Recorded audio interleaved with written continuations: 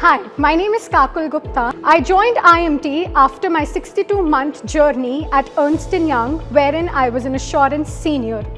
My 8-month IMT journey has been so transformational. My journey started with the PGL lab, wherein all of us went to Dehradun, wherein we could have ice-breaking sessions and we could learn more about team bonding, overcoming interpersonal relationships and challenges. But at the end of the first term, wherein we were given this opportunity to come up with the live project for an industry, we were then transitioned into various student-driven committees, which are alum committee, prison committee, placement committee. Then we also had various CIM sessions. Also recently came back from our international immersion, which was amazing.